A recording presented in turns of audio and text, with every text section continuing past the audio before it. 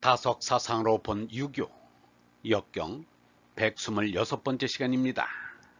오늘은 이호미라는 제목으로 말씀드리겠습니다. 경애하는 얼번 여러분, 이호미는 역경 위기에 나오는 말로 범의 꼬리를 밟았다는 뜻입니다. 범의 꼬리를 밟은 사람의 운명은 어떻게 될 것인가는 불을 보듯이 뻔합니다. 그러므로 범의 꼬리를 밟았다면 그것은 운명적인 대사건인 것입니다. 범과 대결에 범을 죽이든지 아니면 범에게 잡아먹힐 수밖에 없습니다. 그야말로 큰일이 난 것입니다.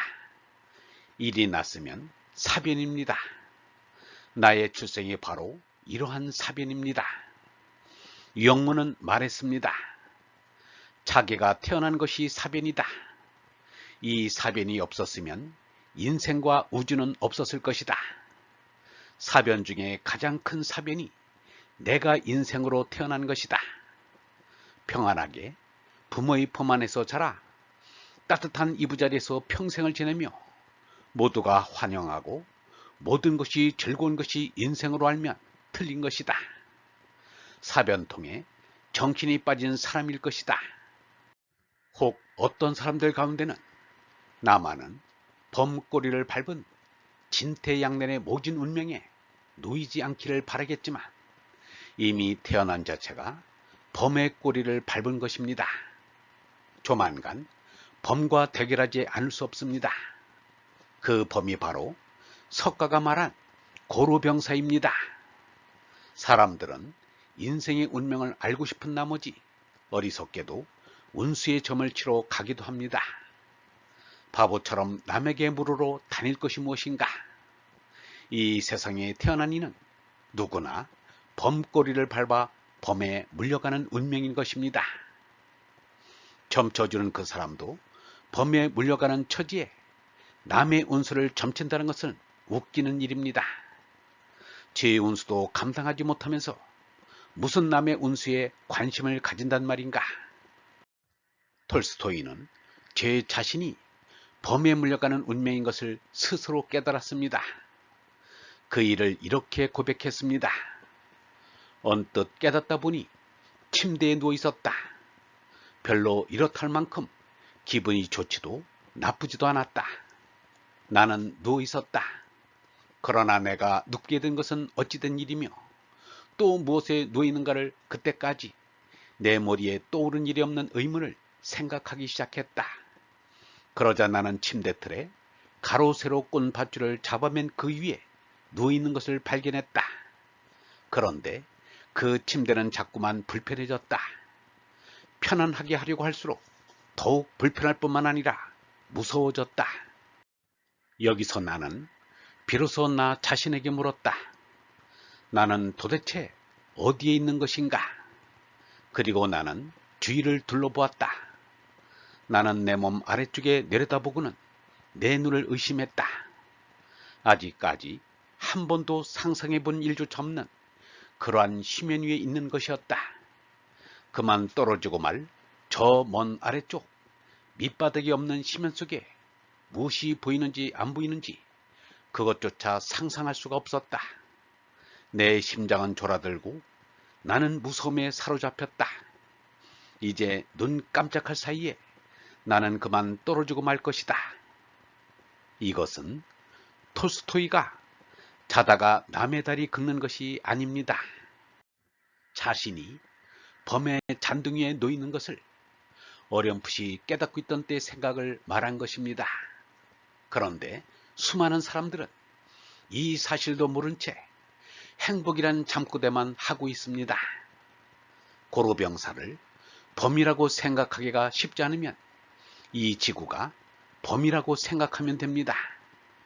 우리는 지구라는 범 잔등에 태워져 달리고 있는 것입니다. 조만간에 범의 뱃속에 들어가게 되어 있습니다. 이 사실을 모른 채 하려고 합니다. 그런데 우리에게는 범에 물려가도 정신만 차리면 죽지 않는다는 말이 있습니다. 톨스토이는 범에 물려가는 자신을 발견하고 정신을 차린 사람입니다. 예수 석가를 비롯한 성인들도 범에 물려가는 자신을 발견한 뒤에 정신을 차린 사람들입니다. 어떻게 정신을 차렸는가?